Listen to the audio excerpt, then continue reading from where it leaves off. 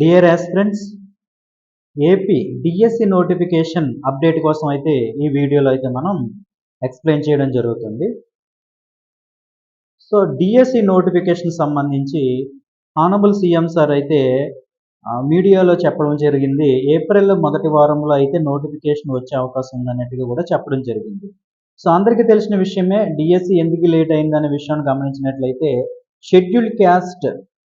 Schedule caste వర్గీకరణ కోసం late అయిందనే విషయం అందరికీ తెలిసిన విషయమే.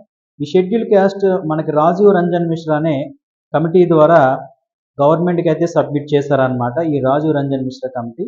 సో ఈ షెడ్యూల్ క్యాస్ట్ వచ్చేసరికి A and B and C అని 3 గ్రూపుల కింద అయితే డివైడ్ చేయడం జరిగిందనమాట.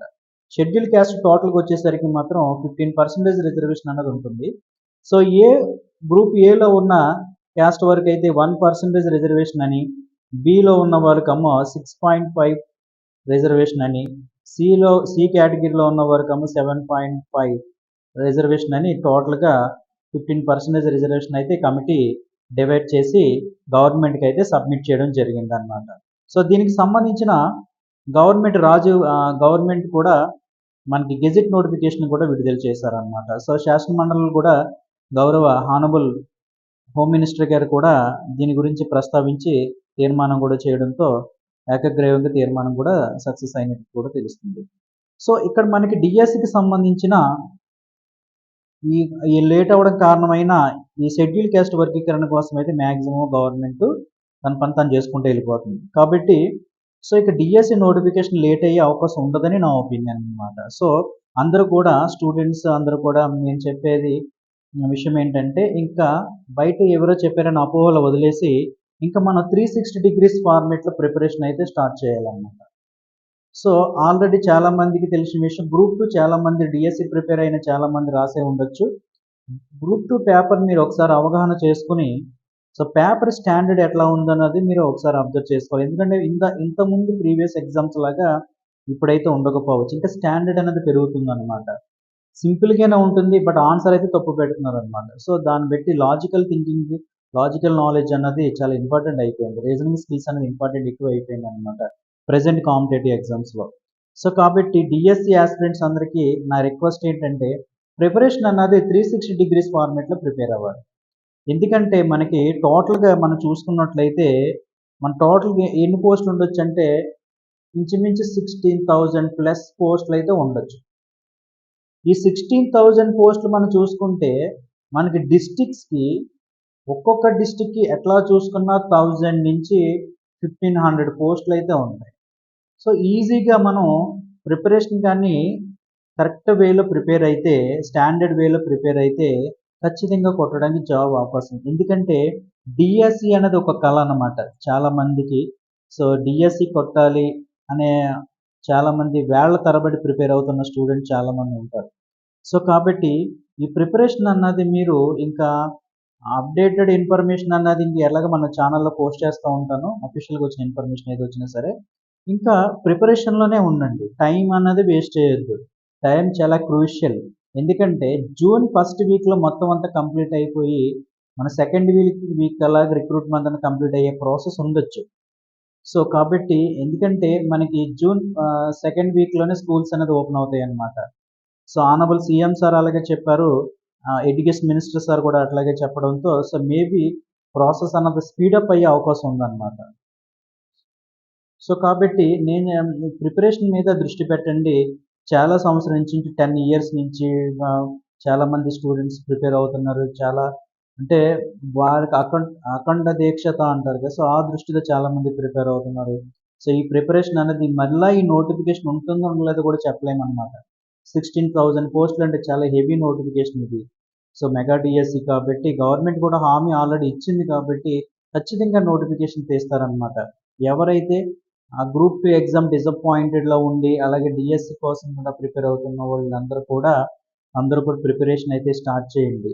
ఎందుకంటే ఇది ఖచ్చితంగా వితిన్ 2-3 మంత్స్లో మీకు పోస్ట్ అవుతుంది. జూలై నెలలో మేబీ మీరు సెలెక్ట్ అయితే డెఫినెట్లీగా మీరు గవర్నమెంట్ని శాలరీ తీసుకోవడానికి కూడా అవకాశం ఉంటుందన్నమాట. సో ఈ గవర్నమెంట్ చాలా ప్రెస్టేజ్గా తీసుకున్న విషయం ఇది.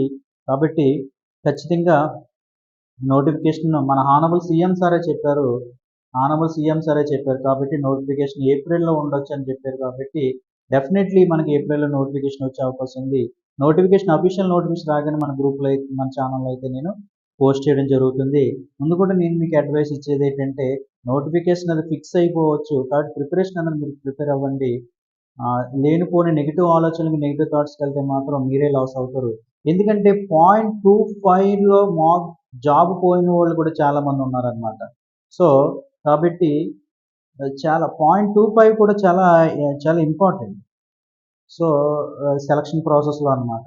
అందువల్ల ఖచ్చితంగా చాలా చాలా 360 డిగ్రీస్ ఫార్మాట్‌లో నేను చెప్పినట్టుగా ప్రిపేర్ అయితే ఒక క్వెషన్‌కి ఆన్సర్ చేయడము సో 360 డిగ్రీస్ ఫార్మాట్‌లో మీరు ఆలోచించగల, ఆన్సర్ చేయగల స్థితి పేపర్ ఉండొచ్చనమాట.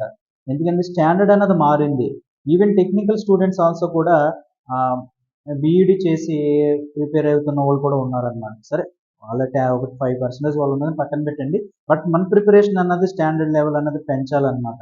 కాంపిటీటివ్ అన్నది చాలా హెవీగా ఉంది. చాలా సంవత్సరాలు పెట్టి ప్రిపేర్ అవుతున్నారు కాబట్టి ఈ ప్రిపరేషన్‌లో ఏ ఎమరపాటు జరిగినా గానీ జాబ్ కోల్పోయే అవకాశం ఉంటుందన్నమాట. నెగెటివ్ ఆలోచన పక్కన పెట్టండి. పాజిటివ్‌గా ఉండండి. పాజిటివ్ వేలో ప్రిపేర్ అయ్యారంటే ఖచ్చితంగా మీకు జాబ్ వస్తుంది. సో, డెఫినెట్‌లీ ప్రిపేర్ అవ్వండి. ఈవెన్ ఏబీపీఎస్ నుంచి ఏ నోటిఫికేషన్‌లు వచ్చినా సరే, ఈ స్టాండర్డ్ మీకు డెఫినెట్‌గా ఉపయోగపడుతుంది.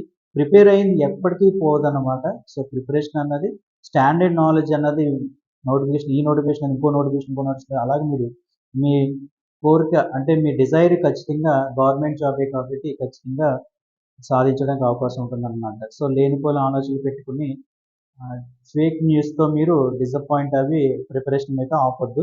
ఇక్కడి నుంచి ముందు నుంచి ఎలాగా మీరు నెగెటివ్ ఆలోచనలను ఇక్కడి నుంచి పాజిటివ్ ఒపీనియన్‌తో ముందు ప్రిపరేషన్ అయితే స్టార్ట్ చేయండి. ఏమైనా మెటీరియల్ సంబంధించినవి ఏమైనా ఉంటే మాత్రం మన ఛానల్ కామెంట్ బాక్స్ పోస్ట్ చేస్తే నాకు సంబంధించిన మెటీరియల్ అయినా నాకు తెలిస్తే మీకు పంపించడం జరుగుతుంది. సో, ప్రిపరేషన్ అనేది self preparation is the best preparation. లేదా ఒక ఇన్‌స్టిట్యూషన్ ఏదో ఒక ఇన్‌స్టిట్యూషన్ చూసుకొని మంచి ఇన్‌స్టిట్యూట్ ముందు మీకు తెలియాలి కాబట్టి వెళ్ళండి. కానీ టైం మాత్రం వేస్ట్ చేయొద్దు. అల్టిమేట్‌గా ఇన్‌స్టిట్యూట్స్ గాని ఏవైనా సరే మీకు చూపిస్తారు తప్ప ఎగ్జామ్ అయితే వారు రాయరు కాబట్టి అల్టిమేట్ ప్రిపేర్ అవ్వాల్సింది మీరే, కష్టపడవలసింది మీరే, జాబ్ కొట్టవలసింది మీరే కాబట్టి నా దృష్టిలో self preparation is the best preparation. ఏమైనా డౌట్స్ ఉంటే మీ మెంటర్‌ని ఎవరినో ఒకరిని పెట్టుకొని మెంటర్ చెప్తున్నట్టుగా కూడా ప్రిపేర్ అయ్యేది స్టార్ట్ చేయండి. సో, అందరూ కూడా డీఎస్‌సీ మన ఏపీ, ఆంధ్రప్రదేశ్ సంబంధించిన స్టూడెంట్స్ అందరూ కూడా డీఎస్‌సీ మీద ఇప్పుడున్న నోటిఫికేషన్ ఇదే ఉంది కాబట్టి ఇంక నెక్స్ట్ మనకి 2, 3 ఇయర్స్‌లో వచ్చి ఖచ్చితంగా నోటిఫికేషన్ డీఎస్‌సీ ఉండొచ్చు, ఉండకపోవచ్చు చెప్పలేము కాబట్టి ఖచ్చితంగా అందరూ కూడా ప్రిపేర్ అవ్వండి. ఖచ్చితంగా జాబ్ కొడతారని మీరందరూ కూడా బాగా ప్రిపేర్ అయ్యి జాబ్ సంపాదిస్తారని అందరూ కూడా కోరుకుంటున్నాను. Thank you one and all.